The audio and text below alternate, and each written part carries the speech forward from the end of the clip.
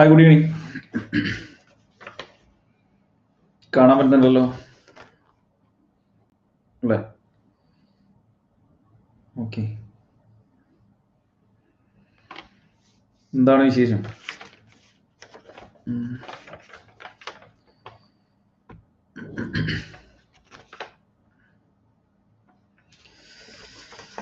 ഞാൻ ഏകദേശം റെഡി ആയിക്കൊണ്ടിരിക്കുന്നു കേട്ടോ. അപ്പൊ ഇന്ന് ഞാനൊരു ടെസ്റ്റ് ഡോസ് ആയിട്ട് ഇങ്ങനെ വന്നതാണ്. ഫുള്ളായിട്ട് ഇങ്ങോട്ട് ആയിട്ട് ഞാൻ എന്ത് ചെയ്യും, ഇത്ര ദിവസം പ്ലസ് ഉണ്ടായിരുന്നില്ല, സ്പെഷ്യലും ഉണ്ടായിരുന്നില്ല, ഒന്നുമില്ല. അപ്പൊ ഇങ്ങനെ റെഡി ആയി തുടങ്ങി. അപ്പൊ ഞാനിങ്ങനെ ക്ലാസ് ഒക്കെ ആയിട്ട് വന്ന ഇനിയിപ്പോ 2 ഘട്ടം കൂടെ ഉണ്ടല്ലോ പ്രിലിംസുകാർക്ക്. അപ്പൊ അവർക്ക് ജസ്റ്റ് കണക്റ്റഡ് ഫാക്ട്സ് എന്ന് പറഞ്ഞിട്ട് കുറെ ദിവസമായി. ഞാൻ ആ പരീക്ഷ കഴിഞ്ഞ ഉടനെ ചെയ്യണമെന്ന് വിചാരിച്ചതാ. കുറെ ദിവസമായിട്ട് ഇങ്ങനെ ഈ കണക്റ്റഡ് ഫാക്ട്സ് +2 ഡിഗ്രി സിലബസും കാര്യങ്ങളൊന്നും റെഡി ആക്കാം കേട്ടോ. അതിന്റെ ഒരു ക്ലാസ് എന്തായാലും എന്ത് ചെയ്യണം, എങ്ങനെയാണ് എന്താണ് പഠിക്കേണ്ടത് എന്നുള്ളത് എന്ത് ചെയ്യാം, അവിടെ റെഡിയാക്കിയിട്ട് തരാം.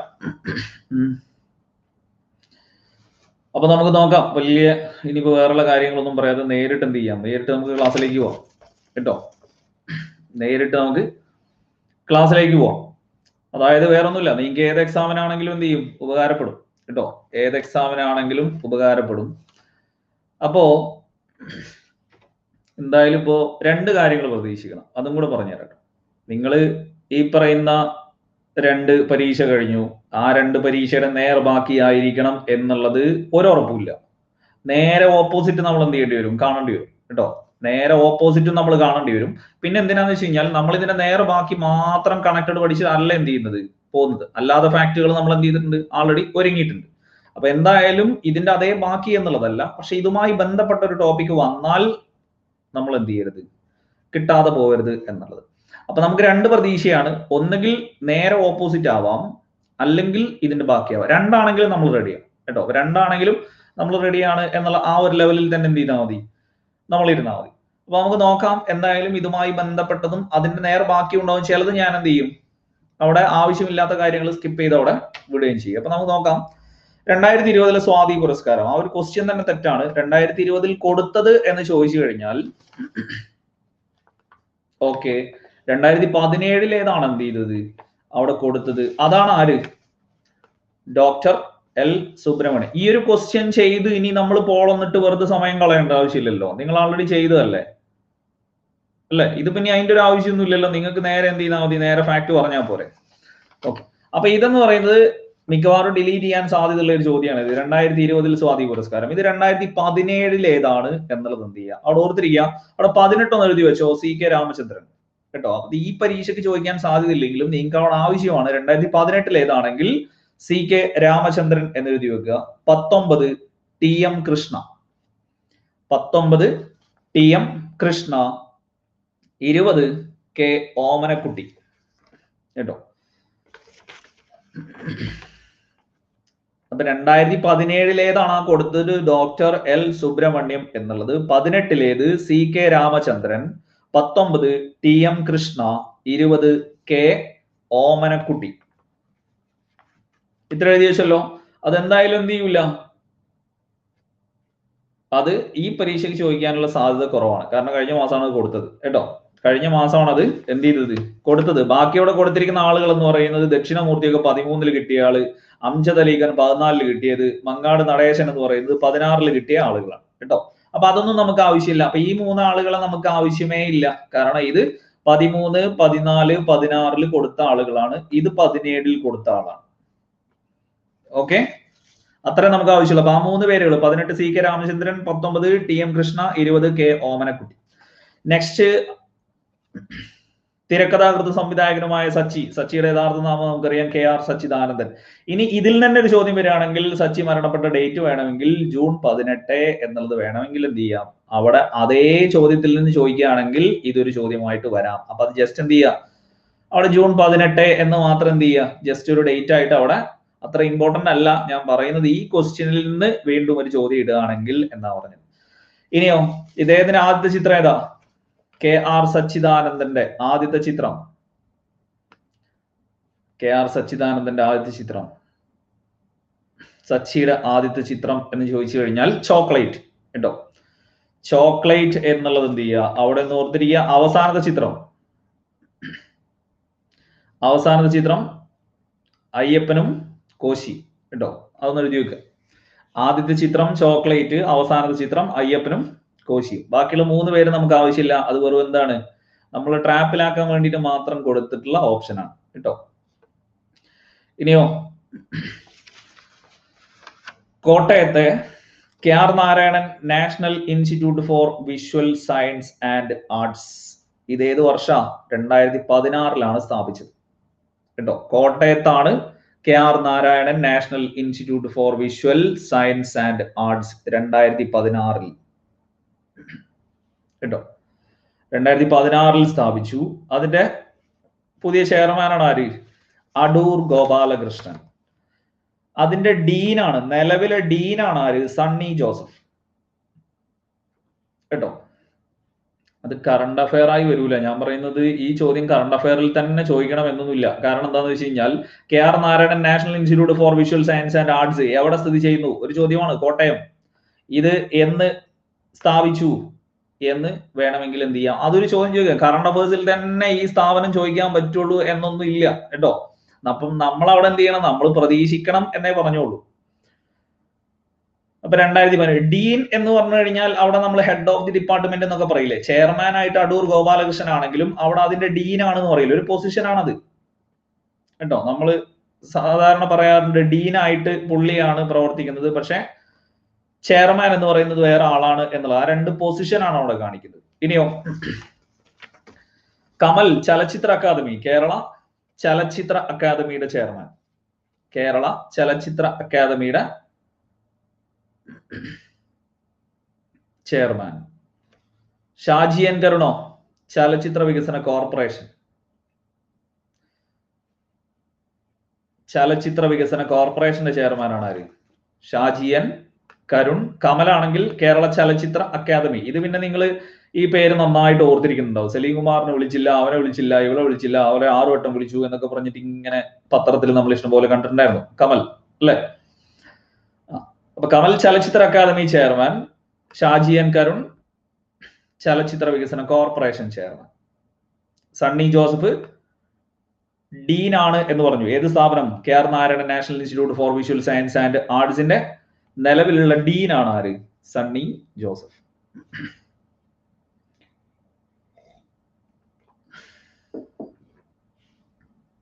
ഓക്കെ, ഇത്രയാണ് ഓർത്തിരിക്കുക. 2016 ഇത് സ്ഥാപിച്ചത് എന്നുള്ളത് അവിടെ പറഞ്ഞത് കേട്ടോ.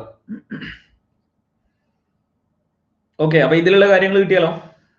ഇതിലുള്ള കാര്യങ്ങൾ അത് പിന്നെ നമ്മൾ അപ്പുറം ഇപ്പുറം വന്നാലും ഇല്ലെങ്കിലും നമ്മൾ ജസ്റ്റ് പഠിക്കേണ്ട ഫാക്ടുകളാണ് എന്ത് ചെയ്യുന്നത്, ഈ ആൾറെഡി പറഞ്ഞത്.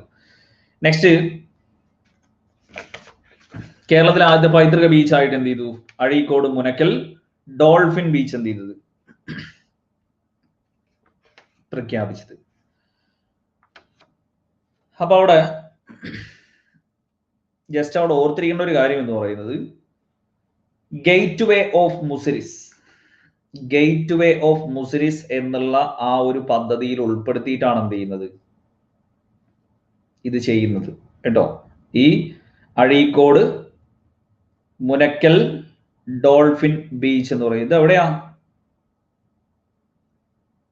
ഇതെവിടെയാ?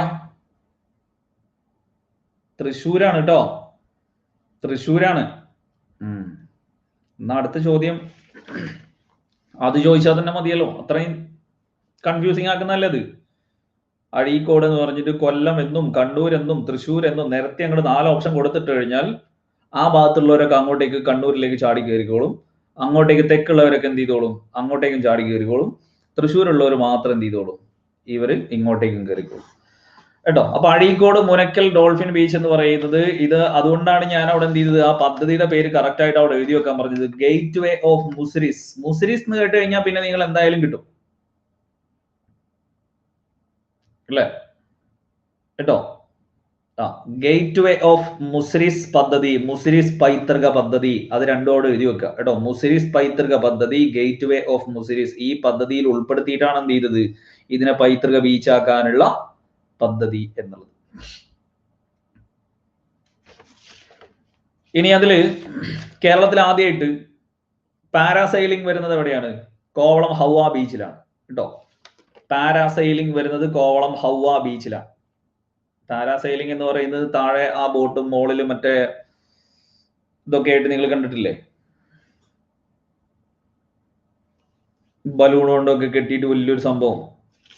അതാണ് എന്ത് പാരാസൈലിംഗ് എന്ന് പറയുന്നത് കേട്ടോ. പാരഷൂട്ടും കാര്യങ്ങളൊക്കെ അതിൽ കെട്ടിയിട്ട്. അപ്പൊ കേരളത്തിൽ ആദ്യമായിട്ട് പാരാസൈലിംഗ് വരുന്ന എവിടെയാണ്? കോവളം ബീച്ചാണ്. വർക്കലയിലാണ് ഇത് പാപനാശം ബീച്ച്. വർക്കല പാപനാശം ബീച്ച്. മുഴുപ്പിലങ്ങാട് കേരളത്തിലേക ഡ്രൈവിൻ ബീച്ച്. അതൊക്കെ നമുക്ക് സ്ഥിരമായിട്ട് എന്ത് ചെയ്യുന്നതാണ്? സ്ഥിരമായിട്ട് നമുക്ക് ചോദ്യം അല്ലെ. Kovalam beach, Kovalam Hawa beach, para sailing ആദ്യമായിട്ട് കേരളത്തിൽ വരുന്നത്. വർക്കല ബീച്ച് പറഞ്ഞു എന്ത്? വർക്കല പാപനാശം ബീച്ച്. മുഴുപ്പിലങ്ങാട് കേരളത്തിലേക ഡ്രൈവിൻ ബീച്ച് എന്നുള്ളത് എന്ത് ചെയ്തു? നമ്മളവിടെ പറഞ്ഞു. ബ്ലൂ ഫ്ലാഗ് സർട്ടിഫിക്കേഷൻ ലഭിച്ചത് കാപ്പാട് ബീച്ച്. അത് ആൾറെഡി നമ്മൾ പറഞ്ഞല്ലേ കേട്ടോ. ബ്ലൂ ഫ്ലാഗ് സർട്ടിഫിക്കേഷൻ എന്നുള്ളത് കാപ്പാട് നമ്മൾ ആൾറെഡി എന്ത് ചെയ്യുന്നതാണ്? മുമ്പേ പറഞ്ഞ ഫാക്ട് ആണ്. അതും കൂടെ എന്ത് ചെയ്യണം? അവിടെ ഓർത്തിരിക്കണം. ഇനിയോ ഈ ചോദ്യം പിന്നെ ക്യാൻസൽ ആണ്. അവിടെ എന്ത് ചെയ്തിട്ടില്ല? ചോദ്യം ചോദിക്കാൻ മറന്നുപോയി എന്നുള്ളതാണ്. പക്ഷെ എന്നാലും അവിടെ എന്ത് ചെയ്യുക? അവിടെ ജസ്റ്റ് ഒന്ന് ഓർത്തിരിക്കുക.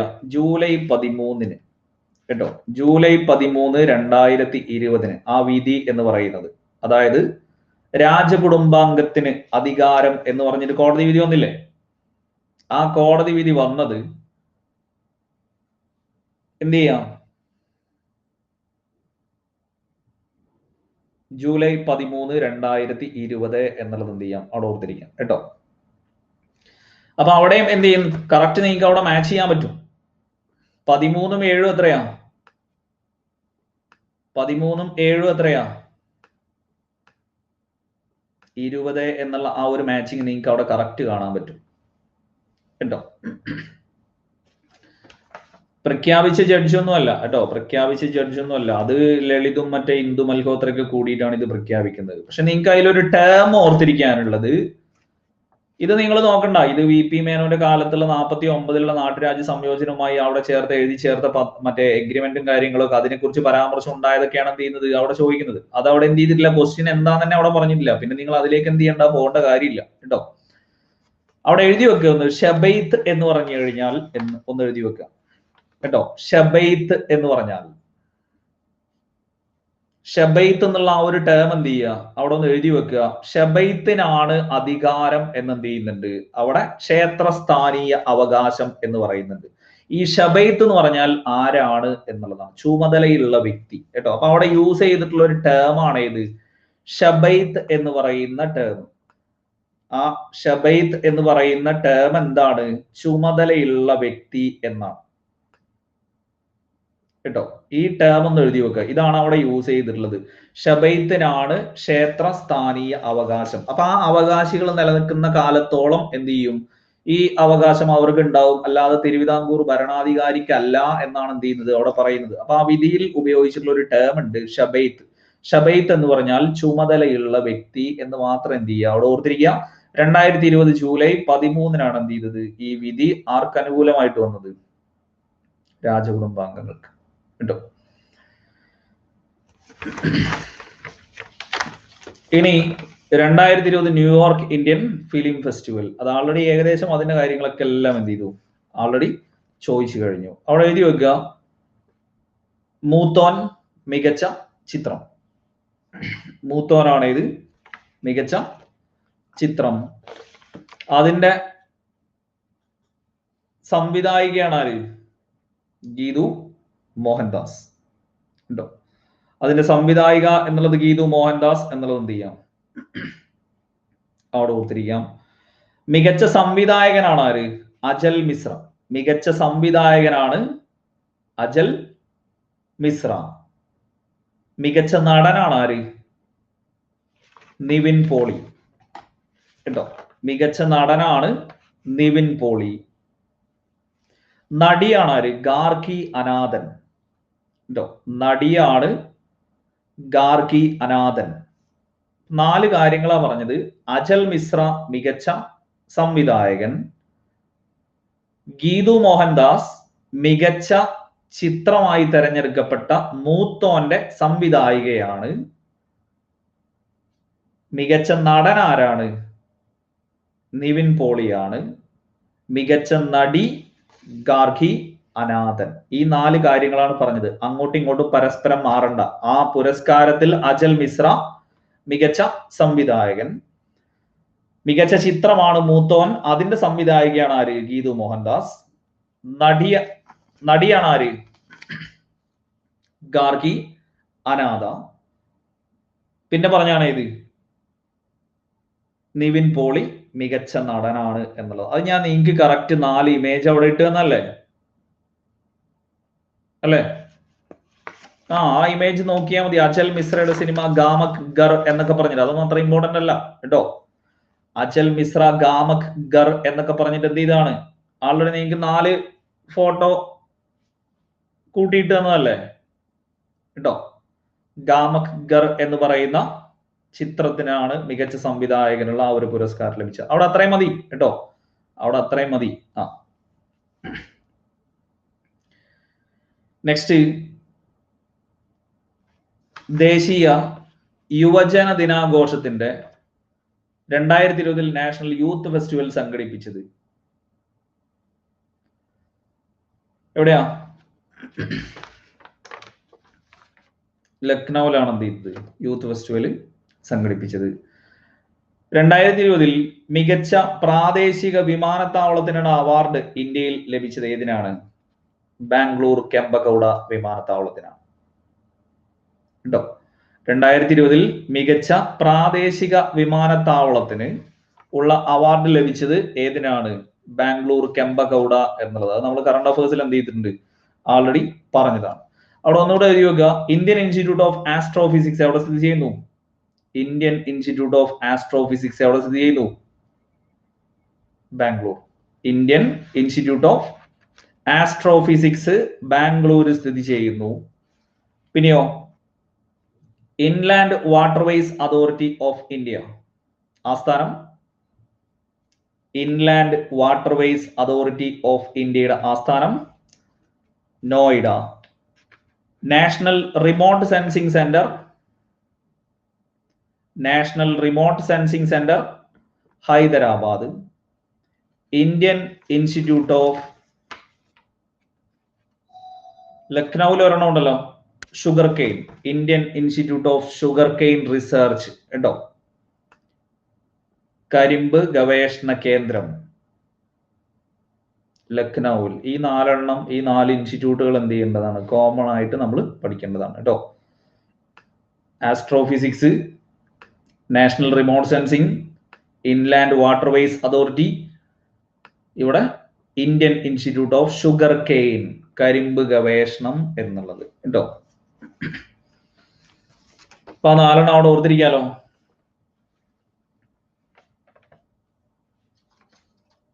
ഓക്കെ. നെക്സ്റ്റ്, നാഷണൽ ബുക്ക് ട്രസ്റ്റിന്റെ ബുക്ക് ഫെയർ എവിടെയായിരിക്കും? നാഷണൽ ബുക്ക് ട്രസ്റ്റ് അതിന് മുന്നേ മറ്റേ 2020 രാജ്യാന്തര യോഗാ ദിനത്തിന് വേദിയായ സ്ഥലം. യോഗാ ദിനത്തിന് വേദിയായ സ്ഥലം എന്ന് പറയുന്നത് ലേ. വേദിയായിട്ട് പ്രഖ്യാപിച്ചതാണ് ഇത് ലേ. ലാസ്റ്റ് പ്രധാനമന്ത്രി പ്രഖ്യാപിച്ചു എന്ത്? എല്ലാവരും വീട്ടിലിരുന്നിട്ട് യോഗ ചെയ്താ മതി എന്നുള്ളത്. പക്ഷെ അതിന് മുന്നേ പ്രഖ്യാപിച്ചതാണ് ഇത് ലേ എന്ന് പറയുന്നത്. ഇനിയോ കാൺപൂർ. കാൺപൂർ നമുക്ക് എന്താ? കാൺപൂർ നമുക്ക് ഗിന്നസ് റെക്കോർഡ്, ലോകത്തിലെ ഏറ്റവും മലിനീകരിക്കപ്പെട്ട നഗരം എന്ന് പറഞ്ഞിട്ട് അല്ലെ? ലോകത്തിലെ ഏറ്റവും മലിനീകരിക്കപ്പെട്ട നഗരം എന്ന് പറഞ്ഞിട്ട് എന്ത് ചെയ്തു? കാൺപൂർ നമ്മൾ എന്ത് ചെയ്തതാണ്? മുമ്പ് പറഞ്ഞ മൊട്ടേറ സ്റ്റേഡിയം, മോഡി സ്റ്റേഡിയം എന്നൊക്കെ ചോദിച്ചാൽ Motera stadium,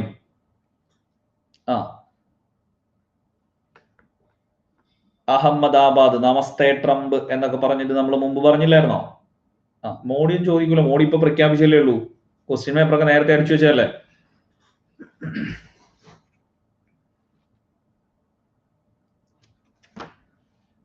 Nashik, Indian security press സ്ഥിരമായി ചോദിക്കുന്ന ഒന്നാണ് ഇത്. ഇന്ത്യൻ സെക്യൂരിറ്റി പ്രസ് എവിടെ സ്ഥിതി ചെയ്യുന്നു എന്ന് ചോദിച്ചു കഴിഞ്ഞാൽ മഹാരാഷ്ട്രയിലെ നാസിക് എന്ന് പറയുന്നത് എന്ത് ചെയ്യുന്നതാണ്? ഒരുപാട് തവണ റിപ്പീറ്റ് ചെയ്ത ചോദ്യമാണ് കേട്ടോ. ഇപ്പൊ കാൺപൂർ ഏറ്റവും മലിനീകരിക്കപ്പെട്ട നഗരം, Guinness record. Ahmedabad, Motera stadium, നമസ്തേ ട്രംപ്, ഇന്ത്യൻ സെക്യൂരിറ്റി പ്രസ് സ്ഥിതി ചെയ്യുന്ന എവിടെയെന്ന് ചോദിച്ചാൽ നാസിക്. വേറെ ഇഷ്ടംപോലെ ഫാക്ട് ഉണ്ട്, നമ്മളൊക്കെ കൂടെ പറയാനുള്ള ഒരു സമയം നമുക്ക് എന്ത് ചെയ്യൂല. നാസിക് ഇതൊന്നുമല്ല, നാസിക്കൊക്കെ ഇഷ്ടംപോലെ നമ്മൾ എന്ത് ചെയ്യുന്നുണ്ട് ഫാക്ടുകൾ. ഇതും അല്ലാതെ നമ്മൾ പറയുന്നുണ്ട്, മുന്തിരി ആയിട്ടാണെങ്കിലും അതേപോലെ തന്നെ ഈ മേളകളായിട്ടാണെങ്കിലും ഒക്കെ നമ്മൾ എന്ത് ചെയ്യുന്നുണ്ട്, ഗോദാവരി ആയിട്ടാണെങ്കിലും ഒരുപാട് കാര്യങ്ങൾ പറയുന്നുണ്ട്. അപ്പൊ അതൊന്നും നമ്മൾ അവിടെ നിൽക്കുന്നില്ല. ആ ഒരു 3 കാര്യങ്ങൾ റിന്യൂ ചെയ്തല്ലോ കേട്ടോ. ഇനി നാഷണൽ ബുക്ക് ട്രസ്റ്റിന്റെ എല്ലാ വർഷവും നടക്കുന്ന വേദി ഏതാണ്? ന്യൂഡൽഹിയാണ്. അത് നമ്മൾ എന്ത് ചെയ്താണ്, നേരത്തെ തന്നെ കണ്ട റിപ്പീറ്റഡ് ക്വസ്റ്റ്യൻ ആണത്. ഇനിയോ, ഗോവയിലെ മണ്ഡോവി നദിയിലാണ് ഇന്ത്യയിലെ ആദ്യത്തെ ഒഴുകുന്ന ബോട്ട് ജെട്ടി. അല്ലെ, കറണ്ട് അഫയേഴ്സിൽ നമ്മൾ ആൾറെഡി പറഞ്ഞാണ് ഇത് ഇന്ത്യയിലെ ആദ്യത്തെ ഒഴുകുന്ന ബോട്ട് ജെട്ടി ഗോവയിലെ മണ്ഡോവി നദിയിലാണ് എന്നുള്ളത്. ഇനിയോ, ലോകത്തിലെ ഏറ്റവും തിരക്കേറിയ സിംഗിൾ റൺവേ വിമാനത്താവളം എന്ന പദവി ഏതിനാണ്? മുംബൈ. ലോകത്തിലെ ഏറ്റവും തിരക്കേറിയ സിംഗിൾ റൺവേ വിമാനത്താവളം എന്ന് പറയുന്നത് ഏതാണ്? മുംബൈയിലാണ്. പിന്നെ നമ്മൾ എന്ത് ചെയ്തിട്ടുണ്ടായിരുന്നു, ഒഴുകുന്ന ബാസ്കറ്റ്ബോൾ കോർട്ട്. കറണ്ട് അഫയേഴ്സിൽ മുംബൈയെ കുറിച്ച് തന്നെ പറഞ്ഞാണ് എന്ത്, ഒഴുകുന്ന ബാസ്കറ്റ്ബോൾ കോർട്ട് എവിടെയാണ്? മുംബൈയിലാണ് എന്നുള്ളത് നമ്മൾ എന്ത് ചെയ്തിട്ടുണ്ടായിരുന്നു, അവിടെ പറഞ്ഞിട്ടുണ്ടായിരുന്നു. ചെന്നൈക്ക് എന്താ ഏറ്റവും നീളം കൂടിയ പേരുള്ള റെയിൽവേ സ്റ്റേഷൻ? അല്ലെ, ഇന്ത്യയിൽ ഏറ്റവും നീളം കൂടിയ പേരുള്ള റെയിൽവേ സ്റ്റേഷൻ എന്ന് പറഞ്ഞിട്ട് എന്ത് ചെയ്യണം, നമ്മൾ കറണ്ട് അഫയേഴ്സിൽ എന്ത് ചെയ്തിട്ടുണ്ടായിരുന്നു, പറഞ്ഞിട്ടുണ്ടായിരുന്നു, പുരട്ചി Thalaivar doctor MGR central railway station എന്നുള്ളത്. അല്ലെ, ചെന്നൈ റെയിൽവേ സ്റ്റേഷന്റെ പേരാണ് എന്ത് ചെയ്തത്, മാറ്റിയത്. പുരട്ചി Thalaivar doctor MGR central railway station എന്ന് പറഞ്ഞിട്ട് എന്ത് ചെയ്തു, ഏതിന്റെ പേര് മാറ്റി? ചെന്നൈ സെൻട്രലിന്റെ പേര് മാറ്റി. പുരട്ചി തലൈവർ ഡോക്ടർ MGR. ആ ഒരു പേര് ഓർത്തിരുന്നാൽ മതി, കണ്ടാൽ നിങ്ങൾക്ക് അറിയാലോ കേട്ടോ. ഇന്ത്യയിൽ തന്നെ ഏറ്റവും നീളം കൂടിയ പേരുള്ള റെയിൽവേ സ്റ്റേഷൻ എന്നുള്ളത്. അപ്പൊ ഇത്രയായല്ലോ.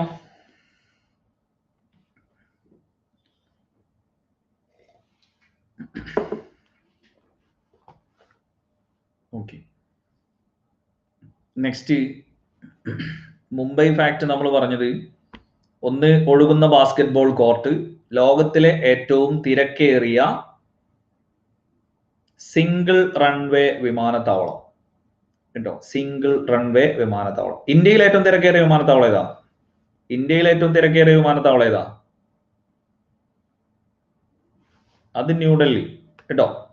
ന്യൂഡൽഹി ഇന്ദിരാഗാന്ധി വിമാനത്താവളമാണ് ഇന്ത്യയിലെ ഏറ്റവും തിരക്കേറിയ വിമാനത്താവളം.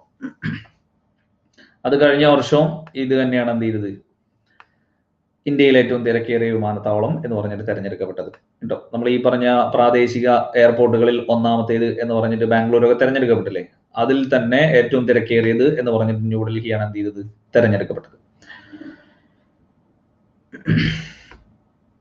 നെക്സ്റ്റ് 2020 കോമൺവെൽത്ത് ചെറുകഥാ പുരസ്കാരം, അത് പിന്നെ നമ്മൾ എന്ത് ചെയ്താണ്, മുമ്പേ പറഞ്ഞാണ്, കൃതിക പാണ്ഡെ അല്ലെ. Kritika Pande, the great Indian tea and snakes കേട്ടോ. Great Indian tea and snakes എന്നുള്ളത് നമ്മൾ ആ പേര് മറക്കൂല. കാരണം എന്താ, നമ്മളത് ടീ ആൻഡ് സ്നാക്സ് എന്നാണ് എന്ത് ചെയ്തിട്ടുണ്ടായിരുന്നത്, നമ്മളവിടെ വായിച്ചിട്ടുണ്ടായിരുന്നത് അല്ലെ. നമ്മളത് വായിച്ചത് ടീ ആൻഡ് സ്നാക്സ് എന്നായിരുന്നു, പക്ഷെ അതല്ല, അത് ടീ ആൻഡ് സ്നേക്സ് എന്നാണ് കേട്ടോ. കൃതിക പാണ്ഡെയുടെ പുസ്തകമാണ് ഇത്, the great Indian tea and snakes. ഇനിയോ, ഏത് നാട്ടുകാരിയാ? ഏത് നാട്ടുകാരിയാ? ജാർഖണ്ഡുകാരിയാണ് കേട്ടോ. ജാർഖണ്ഡുകാരിയാണ് എന്നോർത്തിരിക്കണം. 2020 കോമൺവെൽത്ത് ചെറുകഥാ പുരസ്കാരം നേടിയ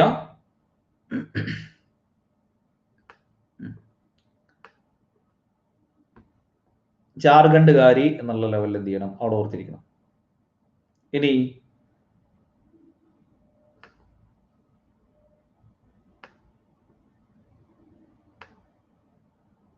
സ്നാക്സ് അല്ല കേട്ടോ, സ്നാക്സ് അല്ല അത് ഒരുപാട് തവണ എന്ത് ചെയ്തതാ, ചെക്ക് ചെയ്താണ് അവിടെ. ഇതിൽ ബാക്കി നമുക്ക് എന്ത് ചെയ്യാനില്ല, ബാക്കിയൊന്നും നമുക്ക് അവിടെ ഓർത്തിരിക്കാനില്ല കേട്ടോ. ആ പേരുകളൊന്നും ഇപ്പൊ നമുക്ക് അവിടെ ആവശ്യമില്ല.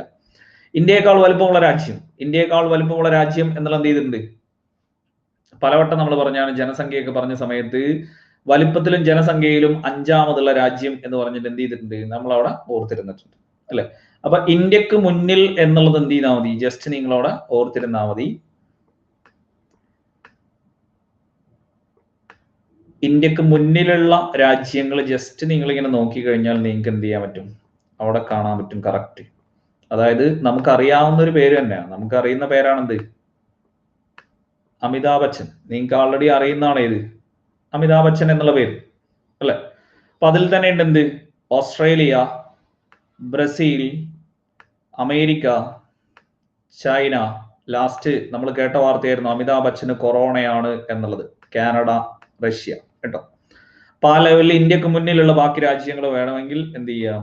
അങ്ങനെ അങ്ങോട്ട് ഓർത്തിരിക്കാം. നമ്മൾ മുമ്പേ കോഡൊക്കെ ഇട്ടിട്ട് എന്ത് ചെയ്യും?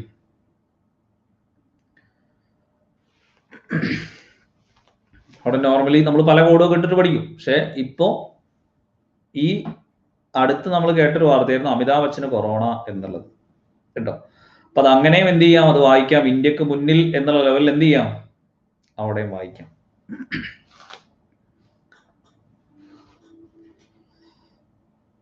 ഫസ്റ്റിലത്തെ കൺട്രികൾ തന്നെ നമ്മൾ ഈ പറഞ്ഞത്.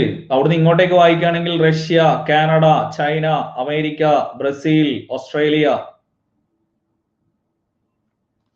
പിന്നെ ഇന്ത്യ. ഇങ്ങോട്ടും വായിക്കാം കേട്ടോ. അവിടുന്ന് ഇങ്ങോട്ടും വായിക്കാം, ഇവിടുന്ന് അങ്ങോട്ടും വായിക്കാം.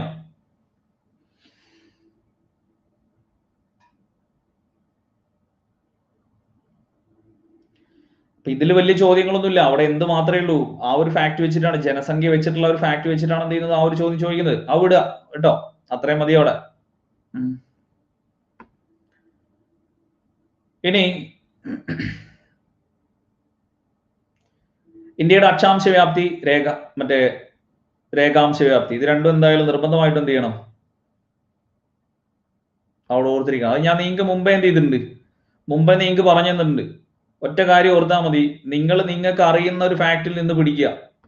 നിങ്ങൾക്ക് അറിയുന്ന ഒരേ ഒരു ഫാക്ട് എന്താ? അതില്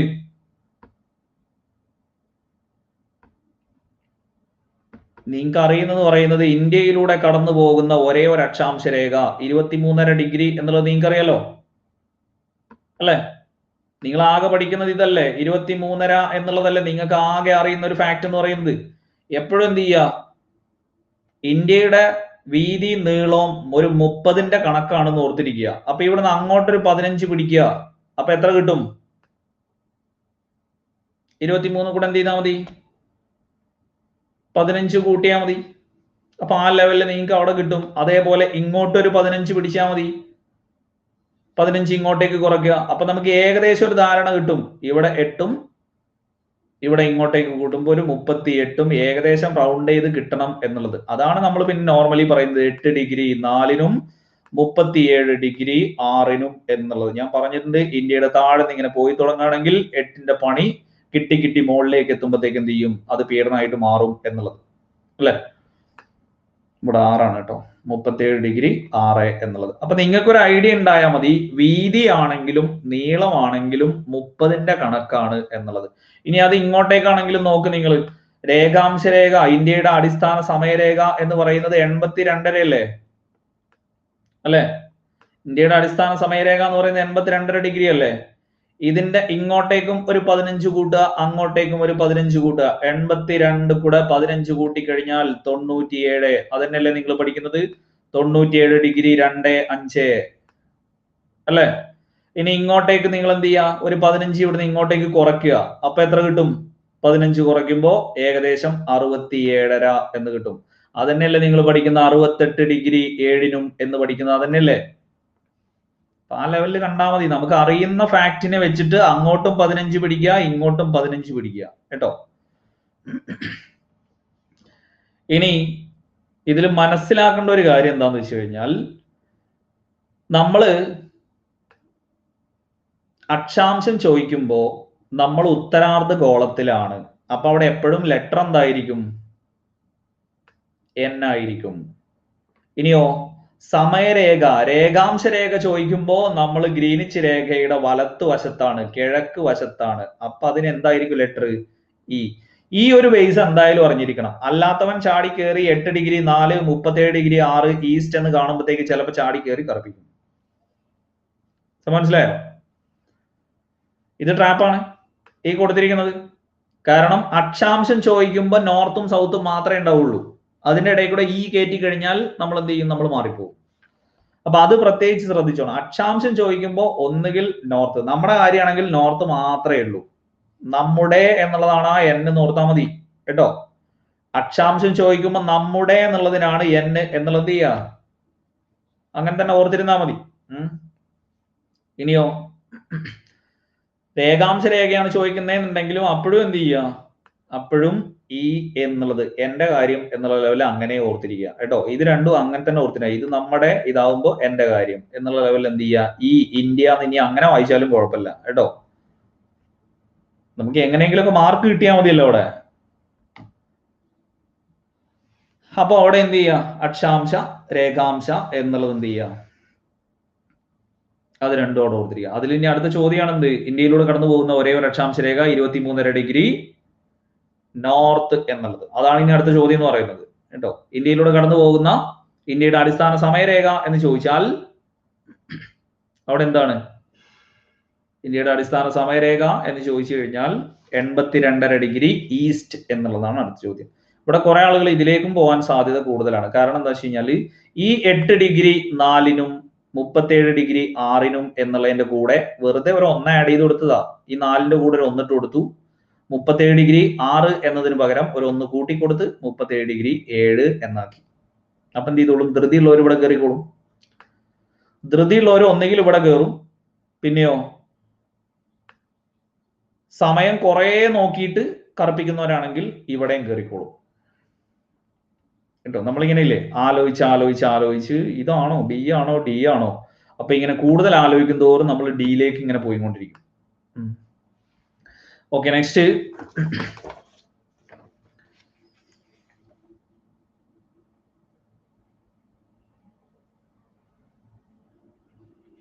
ഇന്ത്യയിലെ ഏറ്റവും വലിയ പീഠഭൂമി. ഇന്ത്യയിലെ ഏറ്റവും വലിയ പീഠഭൂമി ഡക്കാൻ പീഠഭൂമി എന്നുള്ളത് ഉണ്ടോ? അപ്പൊ അവിടെ എഴുതി വെക്കുക. ബേരുൾ എന്ന് പറഞ്ഞിട്ട് ഒരു പീഠഭൂമി ഒന്നുമില്ല, അത് ബെയ്ത്തുൾ എന്നുള്ളത് കൊടുത്തതാണ് എന്താക്കിയത്.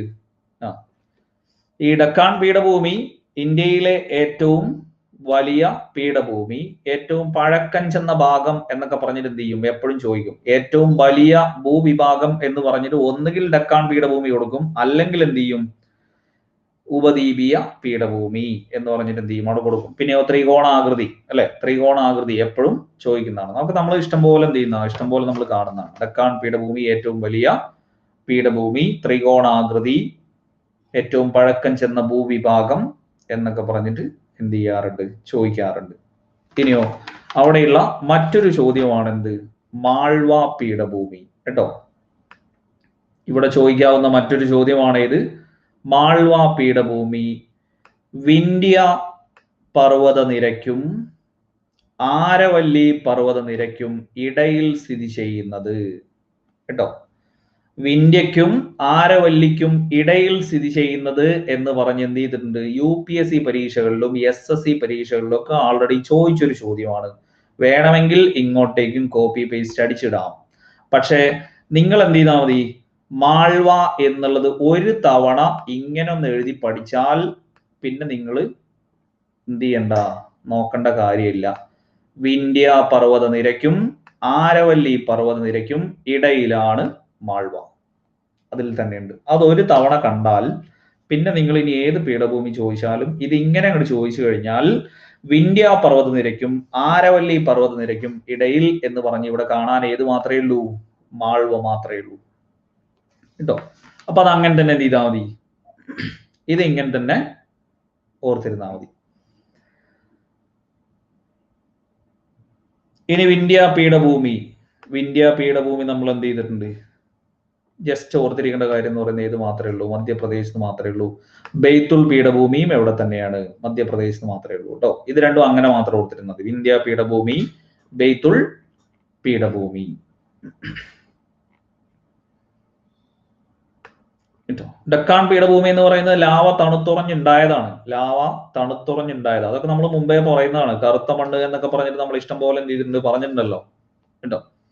അപ്പൊ ഇത്രയും കാര്യം ഇതിൽ ഓർത്തിരിക്കേണ്ടുള്ളൂ. മാൾവയാണ് അവിടെ ചോദിക്കാനുള്ള ക്വസ്റ്റ്യൻ എന്ന് പറയുന്നത്. വിന്ധ്യക്കും ആരവല്ലിക്കും ഇടയിൽ എന്നുള്ളത് എന്ത് ചെയ്യണം, അവിടെ ഓർത്തിരിക്കണം. ബെയ്ത്തുൾ ആണ് കേട്ടോ, അത് ബെയ്ത്തുൾ പീഠഭൂമിയാണ്.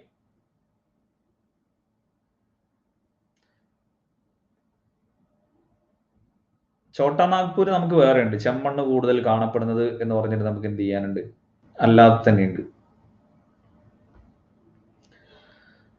ഇനി അടുത്ത രാജകുമാരി, ഹിൽ സ്റ്റേഷനുകളുടെ രാജകുമാരി. ഇത് ഹിൽ സ്റ്റേഷനുകളുടെ റാണിയാണെങ്കിൽ അത് മുസോറിയാണ്. രാജ്ഞിയും രാജകുമാരിയും ആണെങ്കിൽ അത് കൊടൈക്കനാലാണ്. ഹിമാലയത്തിന്റെ രാജ്ഞിയാണെങ്കിൽ അത് ഡാർജിലിംഗ് ആണ്. മലകളുടെ റാണിയാണെങ്കിൽ അത് നീലഗിരിയാണ് കേട്ടോ. ഹിൽ സ്റ്റേഷനുകളുടെ രാജകുമാരി എന്നറിയപ്പെടുന്ന സുഖവാസ കേന്ദ്രം എന്ന് ചോദിച്ചാൽ അവിടെ ഈ കോണ്ടെക്സ്റ്റിൽ ഒരു ഉത്തരമായിട്ട് കൊടുക്കുകയാണെങ്കിൽ അത് കൊടൈക്കനാലാണ് അവിടെ എന്ത് ചെയ്യുന്നത്, കൊടുക്കാവുന്നത്. എന്നാൽ ജനറലൈസ് ചെയ്ത് പറയുന്ന ഒരു കാര്യമാണെങ്കിൽ അവിടെ മുസോറിയാണ് എന്ത് ചെയ്യാറുള്ളത്, പറയാറുള്ളത്. അത് PSC തീരുമാനിക്കണം കേട്ടോ. അപ്പൊ ഇവിടെ എഴുതുക ഹിൽ സ്റ്റേഷനുകളുടെ റാണി, ഇവിടെ എഴുതുക ഹിൽ സ്റ്റേഷനുകളുടെ രാജ്ഞി. പക്ഷെ ആ രാജ്ഞിയെ നമ്മൾ ഇവിടെ രാജകുമാരി കൂടി ആക്കുന്നു, കൊടൈക്കനാലിനെ. ഹിമാലയത്തിന്റെ രാജ്ഞി ഡാർജിലിംഗ്, മലകളുടെ റാണി നീലഗിരി. ഇങ്ങനെ 4 എണ്ണമാണ് എന്ത് ചെയ്യേണ്ടത്, അവിടെ ഓർത്തിരിക്കേണ്ടത്. യഥാർത്ഥത്തിൽ പറഞ്ഞു കഴിഞ്ഞാൽ ഈ 4 എണ്ണവും എന്താണ്, ഈ 4 എണ്ണവും റാണി രാജ്ഞിയൊക്കെയാണ് കേട്ടോ.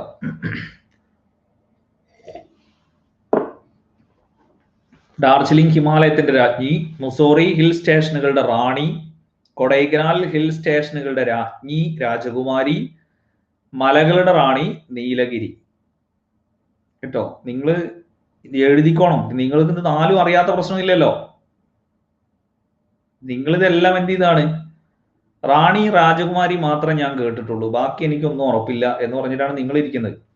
അതാണ് ഞാൻ പറയുന്നത്. ഹിമാലയത്തിന്റെ രാജ്ഞി ഡാർജിലിംഗ്, മുസോറി ആണെങ്കിൽ ഹിൽ സ്റ്റേഷനുകളുടെ റാണി, കൊടൈക്കനാൽ ആണെങ്കിൽ ഹിൽ സ്റ്റേഷനുകളുടെ രാജ്ഞി രാജകുമാരി, മലകളുടെ റാണി നീലഗിരി കേട്ടോ.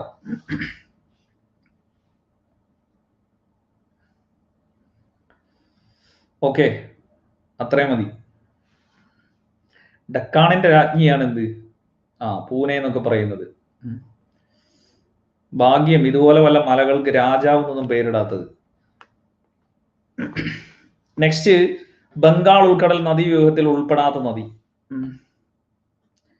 ബംഗാൾ ഉൾക്കടൽ നദീവ്യൂഹത്തിൽ ഉൾപ്പെടാത്ത നദി എന്ന് പറയുമ്പോൾ അതിൽ നോർമലി നമുക്ക് എന്ത് ചെയ്യുന്ന അറിയുന്നതാണ്, കൃഷ്ണ, കാവേരി, മഹാനദി, നർമ്മദ. ഇതിന്റെ നേരെ ഓപ്പോസിറ്റ് ആയിരുന്നു അടുത്ത ക്വസ്റ്റ്യൻ പേപ്പറിൽ അല്ലെ.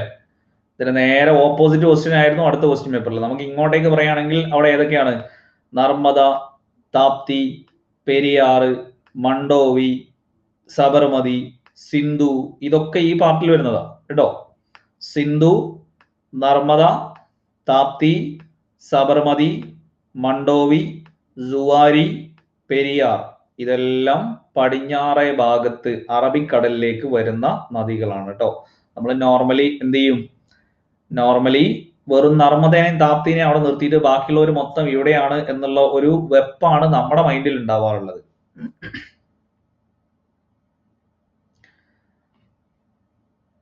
അപ്പൊ ഇത് സിന്ധു, നർമ്മദ, താപ്തി, സബർമതി, സുവാരി, മണ്ഡോവി, പെരിയാർ, ഇത്രയും ഈ സൈഡിൽ കണ്ടോണം ഉണ്ടോ.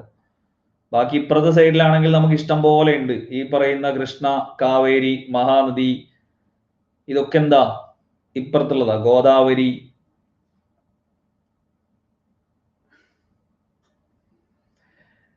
ഇനി ഇന്ത്യയിലെ ഏറ്റവും ഉയരത്തിൽ സ്ഥിതി ചെയ്യുന്ന എയർപോർട്ടായ ലേ ഏത് നദിക്കരയിലാണ്?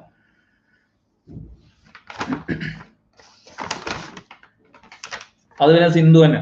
അത് പിന്നെ ആ കൂട്ടത്തിൽ നമുക്ക് അവിടെ ലേ എന്നുള്ളത് കാണാൻ ഏത് മാത്രമേ ഉള്ളൂ, സിന്ധു മാത്രമേ അവിടെ നമുക്ക് എന്ത് ചെയ്യുന്നുള്ളൂ, അതിലാകെ വരുന്നുള്ളൂ.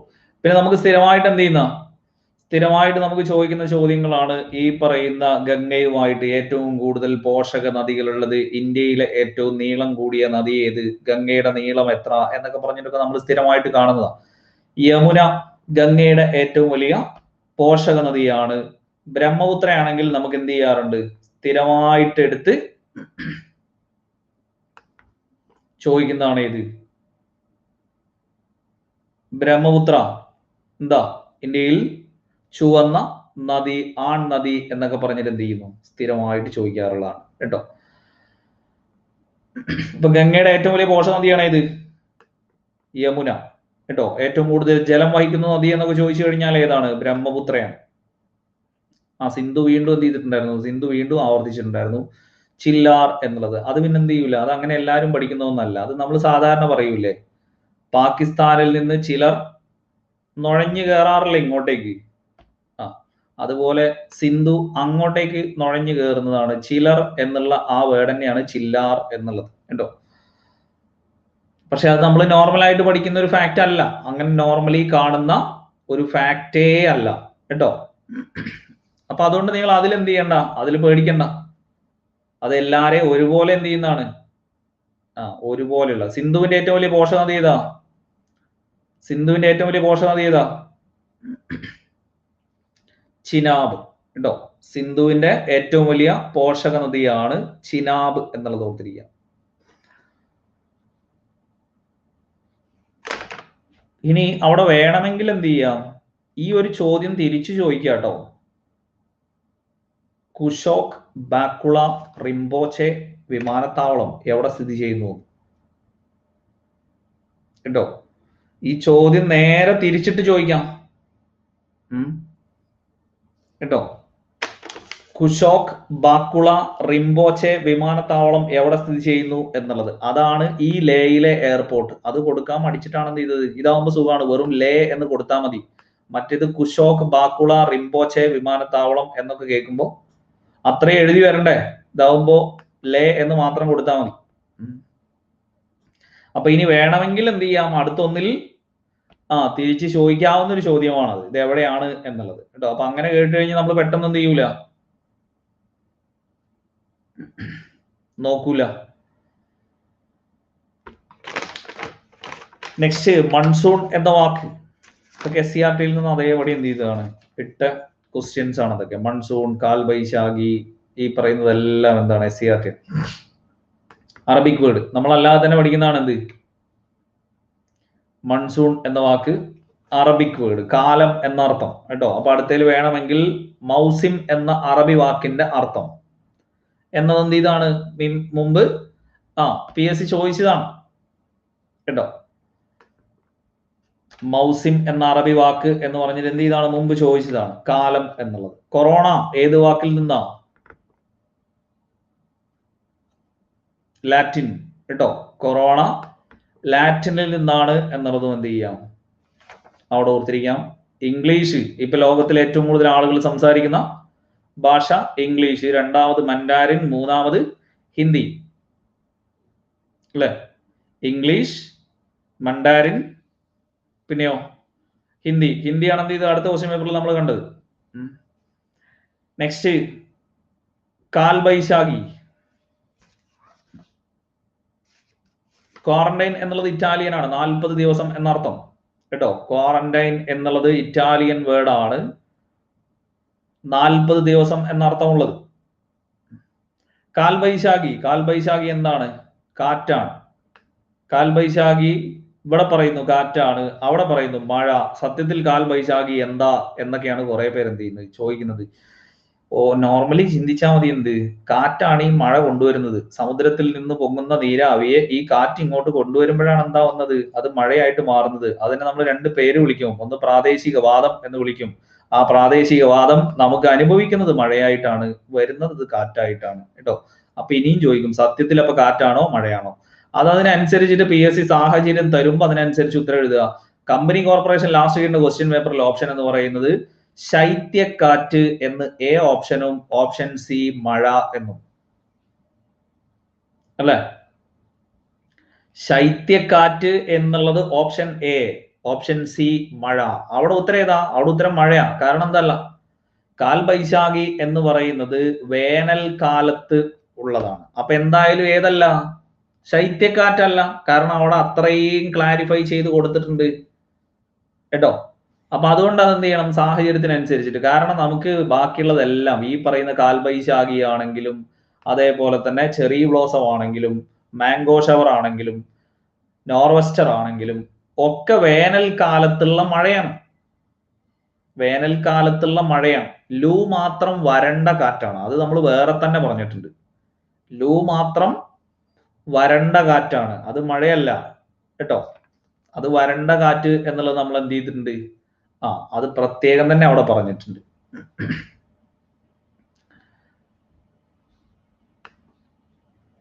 അപ്പൊ ഇതെന്തായാലും ഓർത്തിരിക്കുക കേട്ടോ, കാൽബൈശാഖി. ഇനി അടുത്ത ചോദ്യം വേണമെങ്കിൽ ആസാം, ബംഗാൾ കേട്ടോ. ആസാമിലും ബംഗാളിലുമാണ് ഏത് കാൽബൈശാഖി എന്നുള്ളത്. ഇനി വേറൊന്ന്, കാൽബൈശാഖി പഞ്ചാബിൽ അറിയപ്പെടുന്ന പേര് എന്ന് ചോദിച്ചാൽ നോർവെസ്റ്റർ. കാൽബൈശാഖി പഞ്ചാബിൽ അറിയപ്പെടുന്ന പേര് എന്ന് ചോദിച്ചാൽ നോർവെസ്റ്റർ. അതും കൂടെ എന്ത് ചെയ്യണം, അവിടെ അറിഞ്ഞിരിക്കണം കേട്ടോ. ഇനിയോ, ആസാമില് കാശിരംഗ ഒറ്റക്കൊമ്പൻ കണ്ടാമൃഗം. അത് പിന്നെ നമ്മൾ എന്ത് ചെയ്താണ്, മുമ്പ് അല്ലാതെ തന്നെ നമ്മൾ ഇഷ്ടം പോലെ പറയുന്നതാണ്. ഇത് ഒറ്റക്കൊമ്പൻ കണ്ടാമൃഗം കാശിരംഗ ആസാമിലാണ്. കാട്ടുകഴുത വന്യജീവി സങ്കേതം എവിടെയാണ്? ഗുജറാത്തിലെ റാൻ ഓഫ് കച്ചിൽ കേട്ടോ. കാട്ടുകഴുത വന്യജീവി സങ്കേതം അതാ കാട്ടുകഴുതക്ക് വേണ്ടിയിട്ടുള്ളതാണത് കേട്ടോ. റാൻ ഓഫ് കച്ചിലാണ് എന്നുള്ളത് എന്ത് ചെയ്യണം, അവിടെ ഓർത്തിരിക്കണം. പിന്നെയോ, ഹിപ്പോപ്പൊട്ടാമസ് പിന്നെ പലയിടത്തും ഉണ്ട് കേട്ടോ. ഹിപ്പോപ്പൊട്ടാമസ് പിന്നെ പലയിടത്തും ഉണ്ട്. ബംഗാൾ ടൈഗർ എന്ന് പറയുന്നതും പലയിടത്തും ഉണ്ട്. ബംഗാൾ ടൈഗർ മെയിൻ ആയിട്ട് സുന്ദർബൻസിലാണ് എന്ത് ചെയ്യുന്നത്. ബംഗാൾ ടൈഗർ നമുക്ക് മെയിൻ ആയിട്ട് സുന്ദർബൻസ് നാഷണൽ പാർക്ക് എന്ന് പറഞ്ഞിട്ട്. സിംഹം എന്ന് പറയുന്നത് ഗീർ അല്ല, ഏഷ്യൻ സിംഹങ്ങൾ എന്ന് പറഞ്ഞിട്ട് എന്ത് ചെയ്യുന്നു, ഗീർ നാഷണൽ പാർക്ക് എന്ന് പറഞ്ഞിട്ട് എന്ത് ചെയ്യാറുണ്ട്, സെപ്പറേറ്റ് നമുക്ക് പറയാറുണ്ട്. പിന്നെയോ, വെള്ളക്കടുവ നന്ദൻകാനൻ കേട്ടോ. വെള്ളക്കടുവ നന്ദൻകാനൻ ഒഡീഷ, ഒറ്റക്കൊമ്പൻ കണ്ടാമൃഗം കാശിരംഗ, കാട്ടുകഴുത റാൻ ഓഫ് കച്ച് ഗുജറാത്ത്,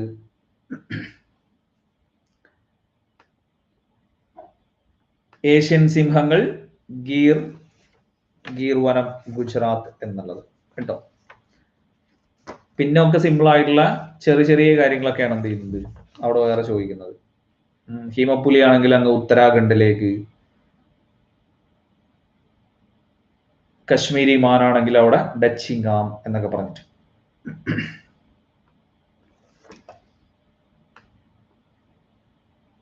ഓക്കെ, ഹെമിസ് എന്ന് പറയുന്നത്, ഹെമിസ് കശ്മീരി മാനുണ്ട്, കാട്ടുകഴുതയുണ്ട്, കുറെ ഉണ്ട് കേട്ടോ.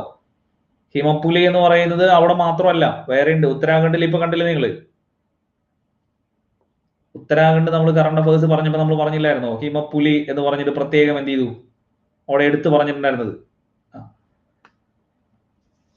ഹെമിസ് എന്ന് പറയുന്നത് ഏതെങ്കിലും ഒരു മൃഗത്തിനല്ല കേട്ടോ.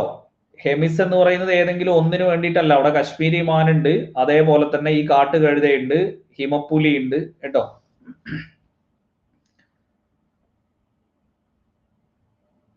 നെക്സ്റ്റ്, ഇന്ത്യയിലെ ഏറ്റവും ഉയരത്തിലുള്ള ദേശീയ ഉദ്യാനം. ഇന്ത്യയിലെ ഏറ്റവും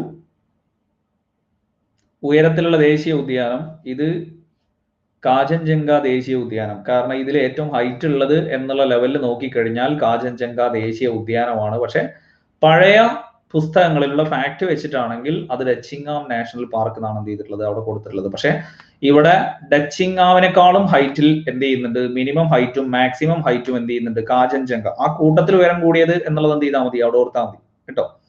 മാനസ് ദേശീയ ഉദ്യാനം ആസാമിലാണ്, കാഞ്ചൻജംഗ ദേശീയ ഉദ്യാനം സിക്കിമിലാണ്, ജലദപ്പാറ എവിടെയാ,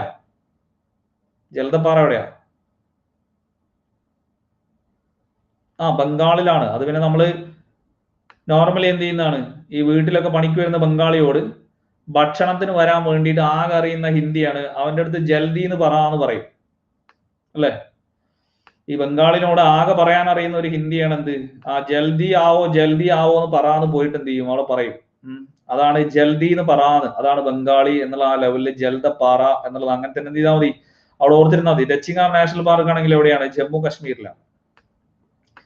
ഡച്ചിങ്ങാം ജമ്മു കാശ്മീരിൽ. അപ്പൊ മാനസ് ആസാം, കാഞ്ചൻജംഗ സിക്കിം, ജലദപ്പാറ ബംഗാൾ, ഡച്ചിങ്ങാം ജമ്മു കാശ്മീർ. ഡച്ചിങ്ങാമിലാണ് കശ്മീരി മാനുള്ളത് കേട്ടോ. ഡച്ചിങ്ങാമിലാണ് കശ്മീരി മാനുള്ളത്. മാനസുമായിട്ടാണ് ഏത് രാജ്യം സഹകരിക്കുന്നത്? ഭൂട്ടാൻ കേട്ടോ. മാനസുമായിട്ടാണ് എന്ത് ചെയ്യുന്നത്? ഭൂട്ടാൻ സഹകരിക്കുന്നത്. അതൊക്കെ PSC മുമ്പ് എന്ത് ചെയ്താണ്? ചോദിച്ചതാണ്. മാനസ് ദേശീയ ഉദ്യാനവുമായി സഹകരിക്കുന്ന രാജ്യം എന്നൊക്കെ പറഞ്ഞിട്ട് എന്ത് ചെയ്തിട്ടുണ്ട്? മുമ്പ് ചോദിച്ചിട്ടുണ്ട്. ബോർഡറാണ് കേട്ടോ.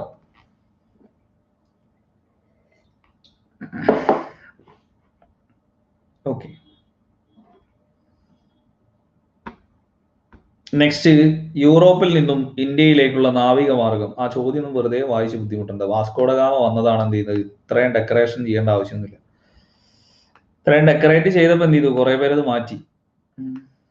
ഇത്രയൊക്കെ ഡെക്കറേറ്റ് ചെയ്ത് PSC ചോദിച്ചാലേ, എന്നിട്ട് ഞാൻ വാസ്കോഡഗാമ എന്ന് എഴുതി കഴിഞ്ഞാൽ അവർ എന്നെ കുറിച്ച് എന്ത് വിചാരിക്കും എന്നും പറഞ്ഞിട്ട് എന്ത് ചെയ്തു? അറിയുന്ന ഉത്തരം വരെ മാറ്റിയ ആളുകളുണ്ട്. ആദ്യത്തെ വൈസ്രോയി ആണ് ആര്?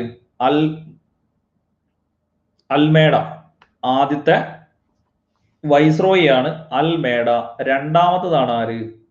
ബുക്കർക്ക് കേട്ടോ. അപ്പൊ ഒന്നാമത്തേത് വൈസ്രോയി അൽമേഡ, രണ്ടാമത്തേത് ബുക്കർക്ക്, മൂന്നാമത്തേത് ഗാമ കേട്ടോ. ഇങ്ങനെയാണ് എന്ത് ചെയ്യേണ്ടത്? അവിടെ വൈസ്രോയിമാര് നമുക്കുള്ളത്. ഒന്നാമത്തേത് അൽമേഡ, രണ്ടാമത്തേത് ബുക്കർക്ക്, മൂന്നാമത്തേത് ഗാമ. അത് ആ ക്രമത്തിൽ ഓർത്തിരുന്നാൽ മതി. ABC കേട്ടോ. ABC എന്നുള്ള ക്രമത്തിൽ എന്ത് ചെയ്താൽ മതി? ഓർത്തിരുന്നാൽ മതി. അൽമേഡ, ബുക്കർക്ക്, കാമ എന്ന് ഓർത്തിരുന്നാൽ മതി. അപ്പൊ അവിടെ കിട്ടും. അത് ആ ക്രമത്തിലാണ് കേട്ടോ. പക്ഷെ എന്ത് ചെയ്യരുത്? മൂന്നിന്റെ മുന്നിൽ അൽന്ന് ചേർത്ത് കൊടുക്കരുത് കേട്ടോ. അപ്പൊ പിന്നെ പോവും. മൂന്നിന്റെ മുന്നിൽ അൽന്ന് ചേർത്ത് കൊടുത്തു കഴിഞ്ഞാൽ പോയി. അൽ ബുക്കർക്ക്, അൽമേഡ, അൽ ഗാമ എന്നൊക്കെ വായിച്ചു കഴിഞ്ഞാൽ പോയി കേട്ടോ. ആദ്യത്തെ ഒരാളെ മാത്രം എന്ത് ചെയ്യുക? അൽമേഡ എന്ന് വായിക്കുക, രണ്ടാമത്തത് ബുക്കർക്ക്, മൂന്നാമത്തത് കാമ. ആ ലെവലിൽ വായിക്കുകയാണെങ്കിൽ കുഴപ്പമില്ല.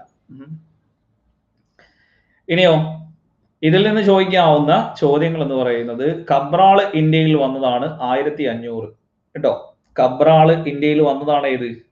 1500. അതായത് വാസ്കോഡ ഗാമയെ പിൻപറ്റിക്കൊണ്ട് ഇങ്ങോട്ടേക്ക് വന്ന വ്യക്തിയാണ്, വന്ന യാത്രികനാണ് ആര്? കബ്രാൾ കേട്ടോ. പെഡ്രോ അൽവാരിസ് കബ്രാൾ എന്ന് പറയുന്നു.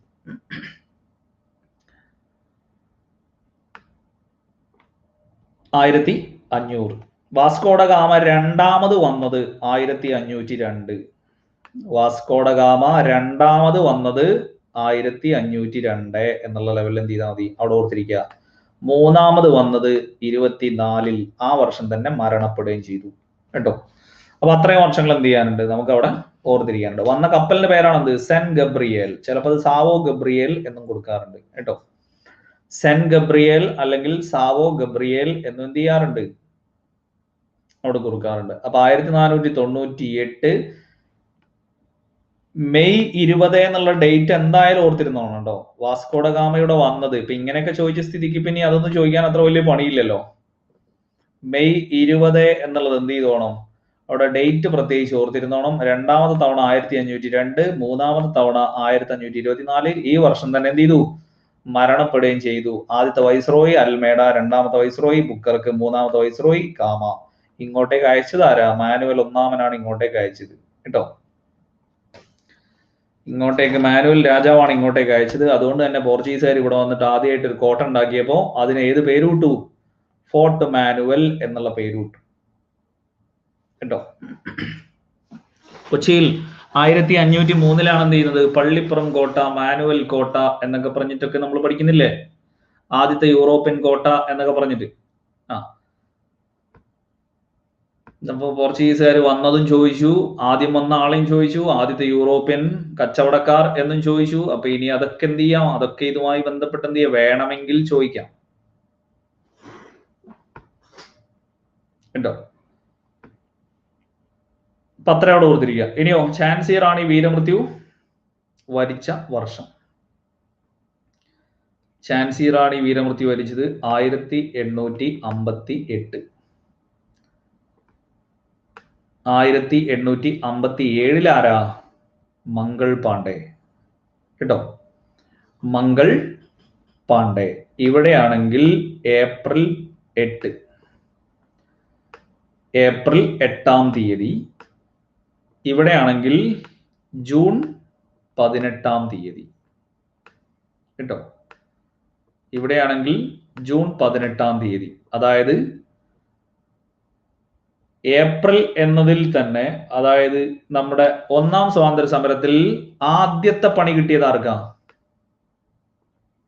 ആദ്യത്തെ പണി കിട്ടിയത് ഏപ്രിൽ മാസം. അത് എന്ത് പണിയാ? 8-ന്റെ പണി. കേട്ടോ, അപ്പൊ അങ്ങനെ തന്നെ എന്ത് ചെയ്താൽ മതി, അവിടെ ഓർത്തിരുന്നാൽ മതി. ഏപ്രിൽ 8-ാം തീയതിയാണ് 1857 എന്ത് ചെയ്തത്? മംഗൾ പാണ്ഡെ തൂക്കിലേറ്റപ്പെട്ടത് എന്നുള്ളത്. അതല്ല എന്നുണ്ടെങ്കിൽ ഏപ്രിൽ എന്നുള്ളത് പേപ്പറിലായത് എന്നത് ഓർത്തിരുന്നാലും മതി. കേട്ടോ, എന്തായാലും 8-ന്റെ പണി, 8-ന്റെ പണി കിട്ടി പേപ്പറിലായത് എന്നുള്ളത് ഓർത്തിരുന്നാൽ മതി. അപ്പൊ 1857. ഇവിടെയാണെങ്കിലോ അടുത്ത ഒരു 8-ന്റെ പണി കൂടെ നമുക്ക് ഓർത്തിരിക്കാനുണ്ട്. ആ ഒരു 8-ന്റെ പണിയാണ് ആർക്ക് കിട്ടിയത്? ഝാൻസി റാണി. കേട്ടോ, ഝാൻസി റാണി ഒരു 8-ന്റെ പണി കൂടെ നമുക്ക് അവിടെ ഓർത്തിരിക്കാനുണ്ട്. അതാണ് 18 എന്നുള്ളത്. ജൂൺ 18 എന്നുള്ളത്. അപ്പൊ അത് രണ്ടും എന്ത് ചെയ്യുക? മെയിൻ ആയിട്ട് നമുക്ക് അവിടെ ഓർത്തിരിക്കാനുള്ളത്. 1859 നമുക്ക് ഓർത്തിരിക്കാനുള്ള 2 കാര്യങ്ങൾ. ഒന്ന്, ചാന്നാർ ലഹളയുടെ കലാശക്കൊട്ട്, ചാന്നാർ സ്ത്രീകൾക്ക് മേൽമുണ്ട് ധരിക്കാനുള്ള അവകാശം, ജൂലൈ 26. കേട്ടോ, ജൂലൈ 26 ചാന്നാർ സ്ത്രീകൾക്ക് മേൽമുണ്ട് ധരിക്കാനുള്ള അവകാശം കൊടുത്തുകൊണ്ട് പ്രഖ്യാപനം നടത്തിയ ഉത്രം തിരുനാൾ ജൂലൈ 26 എന്ന് പറഞ്ഞിട്ട് നമുക്ക് എന്ത് ചെയ്യണം? അവിടെ മെയിൻ ആയിട്ട് ഓർത്തിരിക്കാനുള്ളത്. 1860 IPCക്ക് രൂപം കൊടുത്തത് ആരാണ്? IPCക്ക് രൂപം കൊടുത്തത് മെക്കാളെ പ്രഭു. കേട്ടോ, മെക്കാളെ പ്രഭു എന്നുള്ളത് നിലവിൽ വരുന്നത് 1861 1860 എന്ത് ചെയ്തു? IPCക്ക് രൂപീകരണം നൽകി എന്ന് പറഞ്ഞു. അപ്പൊ 1860 നമുക്ക് എന്ത് ചെയ്യാറില്ല, അങ്ങനെ ചോദിക്കാറേ ഇല്ല. പക്ഷെ ഈ 3 വർഷങ്ങൾ നമുക്ക് എന്ത് ചെയ്തതാണ്? വളരെ ഇമ്പോർട്ടന്റ് ആണ്. കേട്ടോ, താന്തിയ തോപ്പി ഒന്നും അങ്ങനെ എന്ത് ചെയ്യാറില്ല. താന്തിയ തോപ്പി, നാനാ സാഹിബ് ഇവരുടെ ഒന്നും മരണവർഷങ്ങളും ആ പറയുന്നൊന്നും എന്ത് ചെയ്യാറില്ല, അങ്ങനെ എടുത്ത് ചോദിക്കാറില്ല. എല്ലാം കൂടെ പഠിച്ചിട്ട് അവസാനം എന്ത് ചെയ്യരുത്, ഏറ്റവും ബേസ് പോലും കിട്ടാത്ത ലെവൽ ആവരുത്. കേട്ടോ,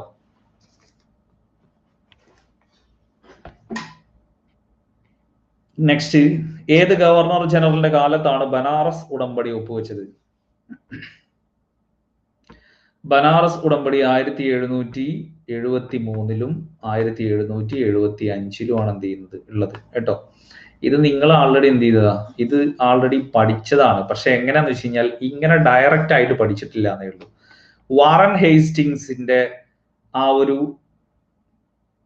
കാലഘട്ടത്തിലേക്ക് വരുന്നതിന് മുന്നേ റോബർട്ട് ക്ലൈവിന്റെ കാലത്ത് നിങ്ങൾ പഠിച്ചിട്ടുണ്ട്. ബക്സാർ യുദ്ധത്തിന് ശേഷം എന്ത് ചെയ്തിട്ടുണ്ട്? 1765 അലഹബാദ് ഉടമ്പടി പ്രകാരം ദിവാനി അവകാശം നേടിയെടുത്തു. പഠിച്ചിട്ടില്ലേ? ബംഗാളിലും ബീഹാറിലും ഒറീസയിലും നികുതി പിരിക്കാനുള്ള അവകാശം അലഹബാദ് സന്ധി പ്രകാരം ഒപ്പുവെച്ചു. ഈ അലഹബാദ് സന്ധി ഒപ്പുവെച്ചത് ഏതായിരുന്നു? അലഹബാദും അതേപോലെ തന്നെ കാര എന്ന് പറയുന്ന സ്ഥലവും ആർക്ക് കൊടുത്തു? ഷുജാഉദ്ദൗള, ഔദിലെ ഭരണാധികാരിയായിരുന്ന ഷുജാഉദ്ദൗളയുമായിട്ട് എന്ത് ചെയ്യുന്നത്? ഒപ്പുവെക്കുന്നത്. ഇത് ആർക്ക് കൊടുത്തു? ബ്രിട്ടീഷുകാർക്ക് കൊടുത്തു. 50 ലക്ഷം രൂപയ്ക്ക് എഗ്രിമെന്റ് എഴുതി. അങ്ങനെ വാറൻ ഹേസ്റ്റിംഗ് വന്നപ്പോ 1773 ബനാറസ് ഉടമ്പടി എന്ന് പറയുന്ന ഒരു ഉടമ്പടി പ്രകാരം എന്ത് ചെയ്തു? ഈ അലഹബാദും കാരയും ആർക്ക് തന്നെ കൊടുത്തു?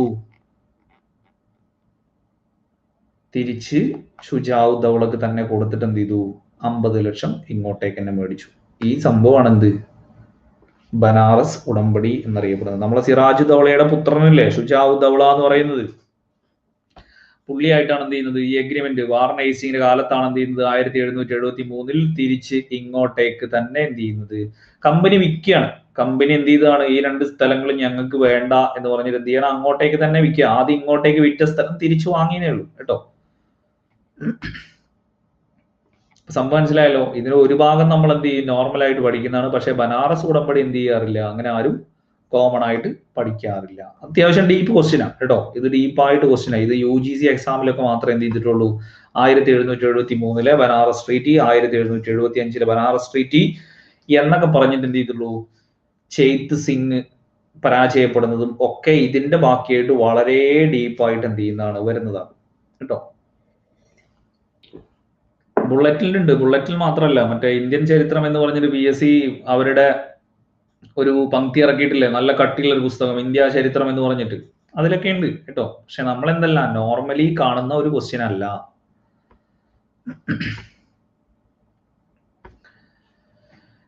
നെക്സ്റ്റ് ഇവിടെ നമുക്ക് ഓർത്തിരിക്കേണ്ടത് കോൺവാലിസിന്റെ ശാശ്വത ഭൂനികുതി വ്യവസ്ഥിതി.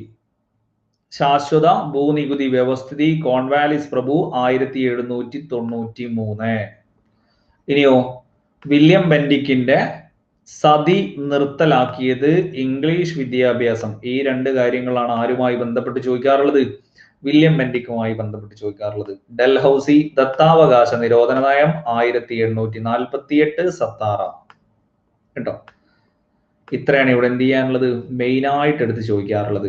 കോൺവാലിസ് പ്രഭുവിന്റെ ശാശ്വത ഭൂനികുതി വ്യവസ്ഥിതി 1793. അതിന്റെ മറ്റൊരു പേരാണെന്ത്, ജമീന്ദാരി സമ്പ്രദായം. നമ്മൾ ശ്വാസകോശം എന്ന് പറയൂലേ, അതന്നെയാണ് എന്ത്, ശാശ്വത ഭൂനികുതി വ്യവസ്ഥിതി. കോശം എന്നുള്ളത് കോൺവാലിസ്, അങ്ങനെ തന്നെ എന്ത് ചെയ്താൽ മതി, ഓർത്തിരുന്നാൽ മതി, ജമീന്ദാരി സമ്പ്രദായം. ഇനിയോ വില്യം ബെന്റിക്കാണ് ഇംഗ്ലീഷ് വിദ്യാഭ്യാസം നടപ്പിലാക്കിയതും സതി നിർത്തലാക്കിയത് 1829 ഡിസംബർ 4 നാലാളുടെ മുന്നിൽ ഡീസന്റ് ആവാൻ വേണ്ടിയിട്ട് കാണിച്ചത് എന്നുള്ള ലെവലിൽ ഓർത്തിരുന്നാൽ മതി. അപ്പൊ ഡിസംബർ 4. ഡൽഹൌസിയുടെ ദത്താവകാശ നിരോധന നയം 1848. ആദ്യം പിടിച്ചടക്കിയ നാട്ടുരാജ്യം സത്താറ. ദത്താവകാശ, ഡൽഹൌസി, സത്താറ. അതിൽ തന്നെ എല്ലാം ഒരേപോലെ മാച്ചിങ് ആയിട്ട് വരും കേട്ടോ. അപ്പൊ അത്രയും മതിയോടെ. ബാക്കി എന്ത് ചെയ്യാം, ബാക്കി നമുക്ക് അടുത്ത ക്ലാസ്സിൽ നോക്കാം കേട്ടോ. ഓക്കെ.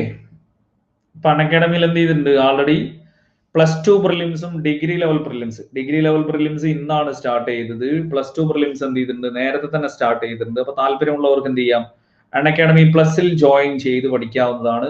ഇപ്പൊ നിങ്ങൾക്ക് എന്ത് ചെയ്തു, +2 പ്രിലിംസിന്റെ ഡേറ്റ് എന്ത് ചെയ്തു, ഓൾറെഡി വന്നു. ഡിഗ്രി ലെവൽ പ്രിലിംസും ഏകദേശം മെയ് മാസത്തോടുകൂടി എന്ത് ചെയ്യുന്നു, നടക്കും. ഏകദേശം ഒരേ സിലബസ് ആണ് എന്ത് ചെയ്തിട്ടുള്ളത്, കൊടുത്തിട്ടുള്ളത്. ഇപ്പൊ രണ്ടിനുള്ള ബാച്ച് കോഴ്സ് എന്ത് ചെയ്തിട്ടുണ്ട്, അൺഅക്കാഡമി പ്ലസിൽ ആരംഭിച്ചിട്ടുണ്ട്. ഇപ്പൊ താല്പര്യമുള്ളവർക്ക് എന്ത് ചെയ്യാം, അൺഅക്കാഡമി പ്ലസിൽ ജോയിൻ ചെയ്ത് പഠിക്കാം. അവിടെ നിങ്ങൾക്ക് പ്ലസ് ക്ലാസ് ആണെങ്കിലും ഫ്രീ ക്ലാസ് ആണെങ്കിലും അൺലോക്ക് ചെയ്യാൻ മൻസൂർ ലൈവ് എന്നുള്ള ഒരു റെഫറൽ കോഡ് എന്ത് ചെയ്യാം, അവിടെ നിങ്ങൾക്ക് യൂസ് ചെയ്യാം. ഞാൻ നാളെ നോക്കാം. നാളെ ഇതിന്റെ ബാക്കി നമുക്ക് എന്ത് ചെയ്യണം കേട്ടോ, ഒരു സ്പെഷ്യൽ വെച്ചിട്ട് എന്ത് ചെയ്യാം, ഇതിന്റെ ബാക്കി നമുക്ക് അവിടെ തീർക്കണം. പിന്നെ ഒരുപാട് ഫാക്ട് പറയാൻ നിന്ന് കഴിഞ്ഞാൽ നമ്മൾ എന്ത് ചെയ്യൂല, നീങ്ങൂല കേട്ടോ. ഒരുപാട് ഫാക്ട് പറയാൻ നിന്ന് കഴിഞ്ഞാൽ നമ്മൾ എന്ത് ചെയ്യൂല, നീങ്ങൂല. നമ്മളിങ്ങനെ കറക്റ്റ് ഒരു 3 ഫാക്ട് വെച്ചിട്ടെങ്കിലും പറഞ്ഞു പോയാൽ എന്ത് ചെയ്യുള്ളൂ, പെട്ടെന്ന് അടിച്ച് തീർക്കാൻ പറ്റുള്ളൂ. പിന്നെ ഞാൻ അവിടെ നിങ്ങൾക്ക് പറഞ്ഞു തന്നതെന്ന് പറയുന്നത് അത്യാവശ്യം വേണ്ട ഫാക്ടുകളാണ് എന്ത് ചെയ്ത് അവിടെ പറഞ്ഞു തന്നെ, അല്ലെ എല്ലാം കൂടെ ഒന്നും നമ്മൾ എന്ത് ചെയ്തിട്ടില്ല, പറയാൻ നിന്നിട്ടില്ല കേട്ടോ. അപ്പൊ ഓക്കെ, അടുത്ത ക്ലാസ്സിൽ കാണാം. അപ്പൊ എല്ലാവരോടും ഗുഡ് നൈറ്റ്.